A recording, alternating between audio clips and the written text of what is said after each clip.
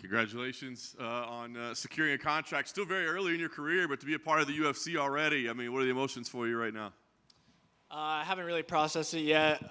It's pretty surreal, but to be 24 and already in the UFC is pretty big. So I don't think it's set in, but I'm just waiting for it. I love it. Not only in the UFC, but getting high praise from Dana White as well. I guess, what was that like for you? It was cool.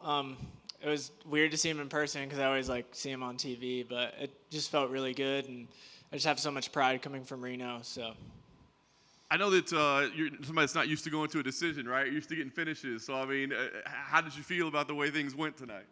I was pretty pissed that I didn't finish him. I felt like the nut kick kind of changed the pace a little bit. I still had 2 minutes, but that's my bad. Shouldn't have kicked him in the nuts. So. Is there any value in that, though, I guess? Maybe knowing that you're going to the UFC, hey, if I need to go 15, I can go 15? Yeah, I always have known that I can go that long. My cardio is always fine, but I really wanted him to finish him tonight. Yeah.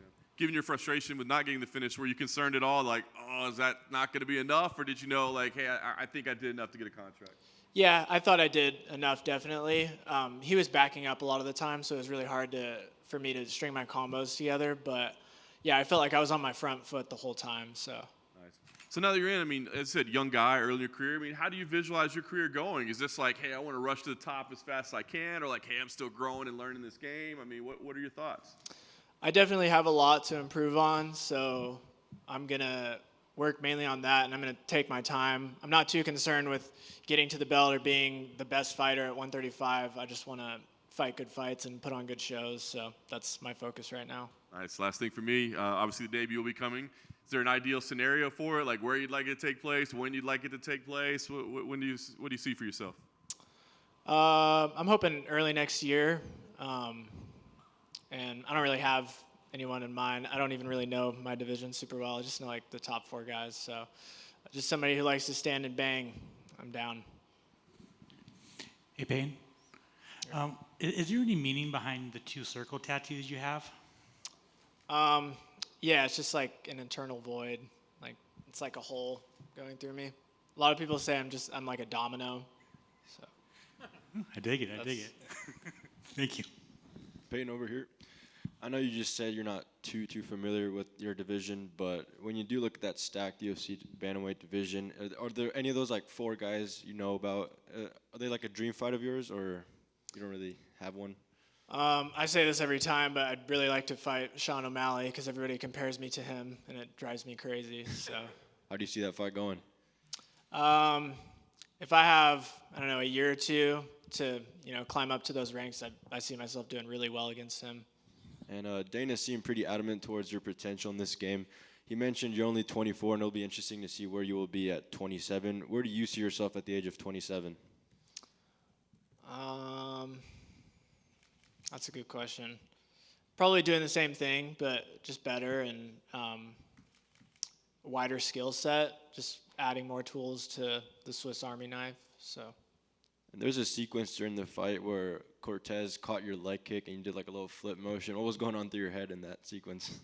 I actually do that a lot in training, and he caught the leg, and I was hoping that he was going to lift it up above his shoulder because I wanted to do that defense, but you can only do it when it's so high. So, yeah, as soon as he got it up past his shoulder, I was like, all right, I'm flipping. Peyton, congrats on the win. Your opponent had a little bit of success in the beginning round. Obviously, are you trying to find your range, your timing?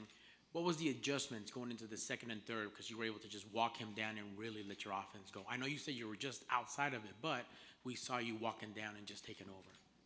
Yeah, I think the difference was just keeping my feet under me because with him backing up so much, I think in the first round my feet were just planted too much and I was reaching. But as I was shuffling forward, it was a lot easier to land some of my combos, but not all the ones I wanted to land.